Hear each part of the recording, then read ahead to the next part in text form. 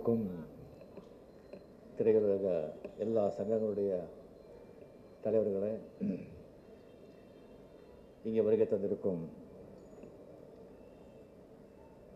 Sivaji sir குடும்பத்தோட நல விரும்பிகளே, நண்பர்களே, பத்திரிகை நண்பர்களே, அனைவருக்கும் என்னுடைய அன்பான வணக்கங்கள். இந்த படம் டெஃபினெட்லி சக்ஸஸ். அதில் ரெண்டாவது வார்த்தையே இல்லை. சத்யராஜ் சொன்ன மாதிரி அந்த சிவாஜி சார் அந்த சக்ஸஸ் சொல்லி அந்த ஷாட் வந்த உடனே உடம்பெல்லாம் ஒரு மாதிரி ஆயிடுச்சு. அண்ட் இந்த ட்ரெய்லர் ஃபென்டாஸ்டிக். இந்த cameraman hats off to you. So முதல் படத்துலேயே தயாரிச்சிருக்கிற நம்ம விக்ரம் பிரபு 100% சக்ஸஸ் ஆகணும் அப்படின்னு சொல்லிட்டு நான் ஆண்டவனை வேண்டிக்கிறேன். நான் இந்த வீட்டுக்கு வரும்போது நான் நினச்சேன், சிவாஜி சார் இருந்திருந்தால் தாடி பார்த்து என்னடா எனக்கு போட்டியான்னு கேட்டிருப்பாங்க. அவருக்கு போட்டி அவர் இருக்கும்போது யாருமே இல்லை, இனிமேல் கூட யாரும் பிறக்கவும் முடியாது.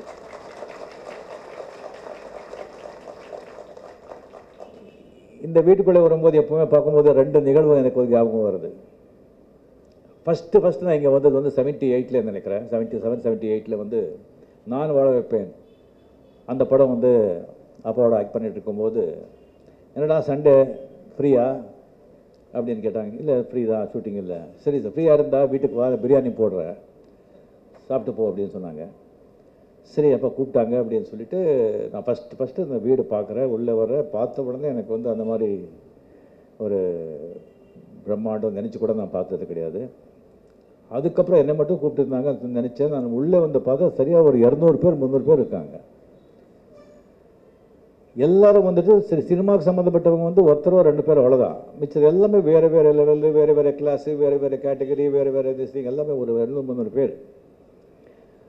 ஒன்றும் புரியல எனக்கு. அண்டு சாப்பாடு விருந்து பார்த்தீங்கன்னு சொன்னால் பிரியாணின்னு சொன்னாங்க. சரியாக ஒரு 20 ஐட்டம்ஸ் இருக்குது. பார்த்தா எவ்வொரு சண்டே நடக்குமா அந்த மாதிரி. ஒவ்வொரு சண்டே ஒவ்வொரு ஞாயிற்றுக்கிழமை கம்ப்ளீட்டாக ஃபேமிலியெல்லாம் வந்துடுவாங்க. அவங்க மெம்பர்ஸ் எல்லாம் அது நடக்கிறது. அது என்னால் மறக்க முடியாது. ரெண்டாவது நிகழ்வு அண்ணாமலை படம் நம்ம பண்ணிட்டு இருக்கும்போது ஸ்கிரிப்டெல்லாம் ஃபுல்லாக ரெடியான உடனே நான் ஆல்ரெடி எல்லாருக்கும் தெரியும், நான் சிவாஜி சார் அப்பாவோட பெரிய ரசிகன். சுரேஷ் கிருஷ்ணா கூட சிவாஜி சாருடைய அப்பாவோட பெரிய ரசிகர். அவர் சொல்லியிருக்காங்க, இது செகண்ட் ஹாஃப் நீங்கள் சிவாஜி சார் மைண்டில் வச்சுட்டு நீங்கள் பண்ணணும் அப்படின்னு சொல்லிட்டு அவரை மைண்டில் வச்சுட்டு தான் அண்ணாமலை நம்ம பண்ணது. கொஞ்சம் ரிஃபைண்டாக, அவ்வளோதான். அவரை சிவாஜி சார் அந்த கேரக்டர் பண்ணால் எப்படி இருக்கும் அப்படின்னு நினச்சி நாம் அதை செஞ்சது.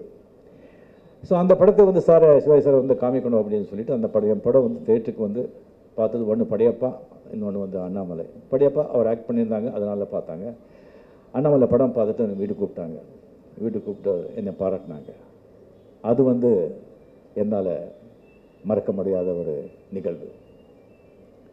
இப்போ எங்கள் விவேக் சொல்லும்போது சொன்னாங்க, ரொம்ப லக்கி, ரொம்ப அதிர்ஷ்டசாலி பிரபு அப்படின்னு சொல்லிட்டு. 100% ரொம்ப அதிர்ஷ்டசாலி, அதில் சந்தேகமே கிடையாது. பட் அதுக்கு மேலே பெரிய ஒரு பாரம், ஒரு பொறுப்பு, அந்த லெகசி, அந்த பாரம்பரியத்தை காப்பாற்றணுங்கிற ஒரு பெரிய பொறுப்பு அவர் தோளில் இருக்குது. அது அந்த பாரத்தை சுமக்கிற ஒரு தைரியத்தை, ஒரு வீரியத்தை அது பிரபு அவருக்கு கற்றுக் கொடுத்துட்டாங்க. இது டெஃபினெட்லி தொடரும். அண்ட் விக்ரம் பிரபு இவ்வளோ பெரிய ஒரு ஒரு பெரிய ஒரு பிள்ளையாக இருந்து அவர் கஷ்டப்படுறது அதெல்லாம் நான் நேரடியாக பார்த்துருக்கேன். அந்த கும்கியில் நான் கேள்விப்பட்டிருக்கேன். எப்படியெல்லாம் கஷ்டப்பட்டிருக்காங்க, எப்படியெல்லாம் உடம்பை இது பண்ணியிருக்காங்க அப்படின்னு சொல்லிட்டு.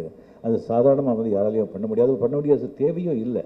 இருந்தால் கூட நான் ப்ரூவ் பண்ணணும், எங்கள் அப்பாவோட எங்கள் தாத்தாவோட பேரை காப்பாற்றணும் அப்படிங்கிற ஒரு எண்ணம் இருக்குல்ல, அதே உங்களுக்கு கொண்டு போயிடும். அது இருக்கிற வரைக்கும் டெஃபினெட்லி நீங்கள் ஒன்றும் கவலைப்பட வேண்டாம். அண்ட் பிரபு அவரை பற்றி கேட்கவே வேண்டாம். அந்த மாதிரி ஒரு நண்பர் நான் பார்க்கவே இல்லை. அந்த மாதிரி ஒரு மனிதர். ஏவிஎம் ஸ்டுடியோவில் ஃபஸ்ட் வரம் பார்க்கும்போது ஏதோ ஷூட்டிங் பண்ணிகிட்டு இருந்தேன் நான். அப்போ ஒரு 20 வயசு பையன் என்னை பார்த்தாங்க. இப்போ அவர் தாத்தா ஆகிட்டார். அப்படின்னு நினைக்கும் போது காலங்க எப்படி ஓடுது. 70%, 80% காலம் ஓடிடுச்சு. இன்னொரு 20% ஏதோ செஞ்சோம், ஏதோ முடிஞ்சு போச்சு. இன்னொரு 20 years 20% இருக்கும்போது அது கூட இப்படியோ ஓடிடணும்னு சொல்லி ஆண்டவனை வேண்டிக்கிறேன். இங்கே இண்டஸ்ட்ரி பற்றி நம்ம விஷால் அவருக்கு வந்து ஒரு கோரிக்கை வச்சாங்க மீடியாவுக்கு. ரொம்ப அருமையான, ரொம்ப ஒரு மீனிங்ஃபுல் அது கோரிக்கை. அது நானும் அதை ஆமோதிக்கிறேன். ஸோ மீடியா கூட டெஃபினெட்லி அதை பற்றி சீரியஸாக வந்து திங்க் பண்ணுறாங்க அப்படின்னு சொல்லி நான் நினைக்கிறேன். அது படம் எடுக்கிறது எங்களுடைய அது பொறுப்பு, நம்ம கடமை, நம்மளோட வேலை. அது நீங்கள் விமர்சிக்கிறது அது உங்களுடைய வேலை. பட் அது விமர்சனம் செய்கிறது கூட அது எப்படி செய்யணுங்கிறது ஒரு வே ஆஃப் கம்யூனிகேஷன் டிஃபர்ஸ். நீ வீட்டுக்கு சாப்பாடு கூப்பிட்டு சாப்பிடுங்க, நல்லா சாப்பிடுங்கன்னு சொல்கிறது வேறு, சாப்பிடு நல்லா சாப்பிடு அப்படின்னு சொல்கிறது ஒரே விஷயந்தான். பட் அதில் எவ்வளோ வித்தியாசம் இருக்குது பாருங்கள். ஸோ இந்த கம்யூனிகேட் பண்ணுறதுல வந்து ஒரு ராஜா இருந்தானா, இந்த ராஜாவுக்கு வந்து பிள்ளையே பிறக்கலை. அவன் போகாத கோவில் கிடையாது, எங்கெங்கேயோ அதெல்லாம் பண்ணிவிட்டு அவன் எங்கேயும் கஷ்டப்பட்டு எங்கேயும் கேட்காத கடவுளே கிடையாது. சரி, ரொம்ப ஒரு 20-30 வருஷம் கழித்து குழந்தை பிறந்தது, ஆண் குழந்தை. ரொம்ப சந்தோஷமாயிட்டான். ஆகிட்டு எல்லா அஸ்ட்ராலஜிஸ்டும் கூப்பிட்டான், ஜோசியெல்லாம் கூப்பிட்டு வந்து பாருங்கள், கையை ஜோசியம் பாருங்கன்னு சொல்லும்போது எல்லாரும் வேர்டே சொல்கிறாங்க. டெஃபினெட்லி ராஜா, இவனால தான் உங்களுக்கு வந்து மரணம், இவன் வந்து உங்களை சாவடிக்கிறான் அப்படின்னு சொல்லி யுனானிமஸாக எல்லாரும் சொல்கிறாங்க. அது அப்படி தான் இருக்குது. இவங்கெல்லாம் கரெக்ட் இல்லையா, இவங்கெல்லாம் உள்ளே போடுங்க, அவங்கள உள்ளே போட்டு இந்த 10 நாளில் வந்து உங்கள் தலையெல்லாம் எடுத்துடுங்க அப்படின்னு ராஜா சொன்னான். இன்னொரு ஜோசியக்காரர் வந்தார், பெரிய ஜோசியக்காரர் வந்துட்டு, அவர் ரொம்ப பெரிய ஜோசியக்காரர், அவர்கிட்ட காட்டலாம்னு சொல்லும்போது அவருக்கெல்லாம் என்ன நடந்தது தெரிஞ்சு வச்சுருக்காரு. அவர் வந்து பார்த்தாரு, ராஜா நீ எல்லாம் ராஜாவும் கிடையாது, உன்னை விட 10 மடங்கு பெரிய ராஜாவாக இருப்பான். அவன் உன்னை விட பேரு புகழ வந்து 100 மடங்கு இருப்பான். இந்த மாதிரி வந்து ஒரு ஜாதகத்தை நான் பார்த்ததே கிடையாது அப்படின்னு சொன்னால் அவன் குஷி ஆகிட்டு, உங்களுக்கு என்ன வேணாலும் கேளு அப்படின்னு கேட்டான். அந்த ஜோசிக்காரங்களை வெளியே விடுங்க அப்படின்னு சொல்லிட்டு எது சொல்ல வேண்டியமோ அது சொல்லணும். அது சொல்லிட்டு இவனாலே வந்து சாவடிக்கிற இவன் தான் சார் அதை வந்து கேட்கலாம். அவன் எப்படி அவன் ஜாதகம் மாதிரி கேட்குறான், அவன் அது சொல்லிட்டு போக வேண்டியதானே. So way of communication. So நீங்கள் விமர்சனம் பண்ணுங்க, விமர்சனம் பண்ணுறது கூட ஒரு மனுஷன் ஹர்ட் ஆகாமல் வார்த்தைகள் அது வந்து கரெக்டாக யூஸ் பண்ணால் அது ரொம்ப நல்லா இருக்கும்னு சொல்லி அந்த விஷயத்தில் நான் உங்களுக்கு வந்து சொல்லிக்கிறேன்.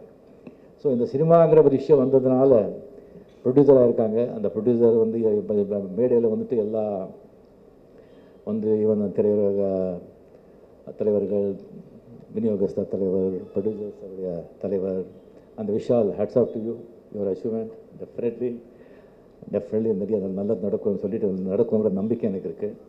சினிமா எடுக்கும்போது அந்த ப்ரொடியூசர் வந்துட்டு எல்லாருமே சம்பாதிக்கணும் அங்கிற எண்ணத்தோடு அந்த படத்தை வந்து விற்கணும். நாம் மட்டும் சம்பாதிச்சுட்டு போயிடணும் அப்படின்னு சொன்னால் ஒன்றும் பிரயோஜனம் கிடையாது. எல்லாருமே நல்லா இருக்கணும் அப்படின்னு சொல்லி அந்த ப்ரொடியூசருக்கு வந்து அந்த எண்ணம் இருக்கணும். அந்த வியாபாரம் அப்படியும் தான் செய்யணும். அப்படியே தேட்டர் ஆளுங்க ஆகட்டும், டிஸ்ட்ரிபியூட்டர்ஸ் ஆகட்டும், அது வாங்கும்போது கூட ப்ரொடியூசர்ஸ் வந்து அவனுடைய வந்து பொருளை விற்கிறதுக்கு பல வித்தைகளை காட்டுவான், பல ஷோ பண்ணுவான், பல மாதிரி விளம்பரங்களை பண்ணுவான். அதெல்லாம் நீங்கள் பார்த்து ஏமாந்துட்டு நீ விலை கச்சமாக கொடுத்து வாங்கிட்டு அதுக்கப்புறம் நம்ம வந்து பணம் லாஸ் ஆச்சு இதாச்சு அப்படின்னு சொல்லுவோம். அது கூட தப்பு. ஸோ நீங்கள் வாங்கிறதுக்கு முன்னால் ஆல்ரெடி வந்து எக்ஸ்பீரியன்ஸ்டு எக்ஸிபியூட்டர்ஸோ டிஸ்ட்ரிபியூட்டர்ஸோ இருக்காங்க, அவங்ககிட்ட கேளுங்க, என்ன இது வாங்கினா இது கரெக்ட் ஆகுமா, தாங்குமா, அவங்களுக்கு கேட்டு அவங்களுடைய வந்து ஒரு அவங்களுடைய அட்வைஸ் கேட்டு நீங்கள் வாங்குங்க. அப்படி வாங்கிட்டு அதுக்கப்புறம் வந்து நம்ம லாஸ் ஆகிடுச்சுன்னு சொன்னால் அது கூட கரெக்ட் கிடையாது. ஸோ எல்லாருமே நல்லா இருக்கணும்னு சொன்னால் எல்லோரும் அனுசரித்து போகணும்னு சொல்லிட்டு இந்த ஒரு விழாவில் வந்து நான் சொல்லிவிட்டு இந்த படம் டெஃபினெட்லி 100% நல்ல ஒரு நம்பிக்கை எனக்கு இருக்குது. நீங்கள் சத்யராஜா சொன்ன மாதிரி இந்த வெற்றியை அடைஞ்ச பிறகு இந்த அன்னை இல்லத்தில் இங்கேயே வந்து வச்சுக்கிட்டு டெஃபினெட்லி நான் கூப்பிடாமலேயே நான் வர்றேன். நன்றி, வணக்கம்.